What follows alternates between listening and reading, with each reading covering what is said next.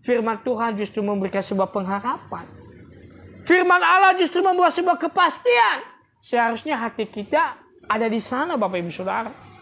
Makanya pada malam hari ini, hal-hal yang membuat kita semakin tidak semangat, seharusnya kita berdoa, Tuhan kenapa aku tidak semangat? Padahal aku selalu mendengarkan firman. Saya selalu berdoa. Saya selalu memuji Tuhan. Tapi kenapa semangat saya tidak ada? Kenapa harapan saya semakin tidak membuat saya yakin akan sesuatu yang saya doakan? Kenapa saya justru semakin jauh daripada Tuhan? Pada setiap hari saya membaca renungan lewat grup WA, lewat WA pribadi, lewat status orang. Saya membaca firman Tuhan. Tapi kenapa saya semakin jauh daripada Tuhan? Kenapa saya semakin tidak memiliki pengharapan yang pasti di dalam Tuhan? Berarti persoalannya hati kita yang sedang tidak fokus kepada Tuhan. Hati kita yang sedang diisi oleh hal-hal yang membuat kita ragu, khawatir. Apakah benar gak firman Tuhan ini? Apakah benar gak firman Tuhan yang saya dengar ini? Karena firman Tuhan itu iya dan amin pasti kita alami dalam hidup kita, Bapak Ibu Saudara. Atau ada penyembahan yang lain, atau ada pribadi yang lain yang saya andalkan selain daripada Tuhan. Atau ada pribadi yang lain yang saya andalkan selain daripada Tuhan yang bisa memberikan atau menjawab setiap pergumulan doa saya. Mungkin orang pintar, mungkin kepintaran kita juga, mungkin intelektual kita, mungkin harta kita yang lain. Karena Tuhan tidak senang dengan orang yang mengabdi kepada dua Tuhan, yang hatinya mendua, satu di sini, satu di sini. Tuhan maunya hati kita hanya kepadanya.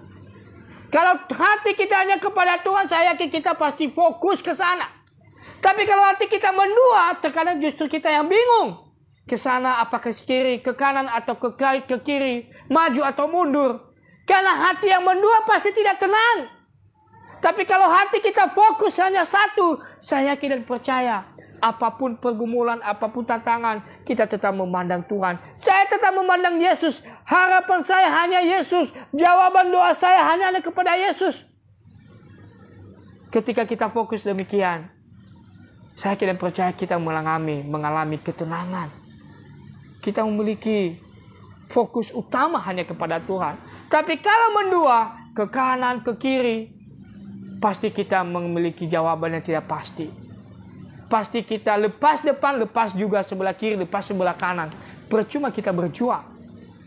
Tapi kalau kita berjuang di dalam Tuhan, firman Tuhan, semakin kita meyakini, mengimani, saya yakin dan percaya, kita juga pasti memiliki kekuatan untuk menjalani hari-hari ini.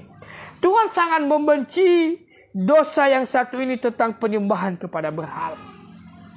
Allah membenci bukan hanya karena ini adalah dosa, tapi ini sebuah pengkhianatan daripada Allah yang menciptakan kita. Berarti kita tidak percaya dong dengan Tuhan yang sudah berjanji di dalam firman-Nya. Berarti masih ragu dong dengan Allah yang sudah berjanji bahwa Dia Allah yang menjamin kehidupan kita.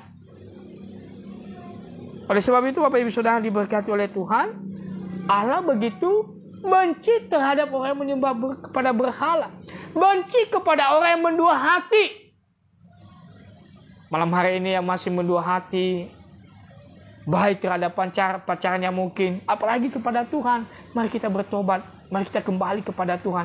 Itu dosa yang sangat besar, yang sangat dibenci oleh Tuhan. Kalau Tuhan yang membenci, kalau Tuhan tidak senang, berarti itu sama sekali tidak memiliki nilai, tidak memiliki kualitas.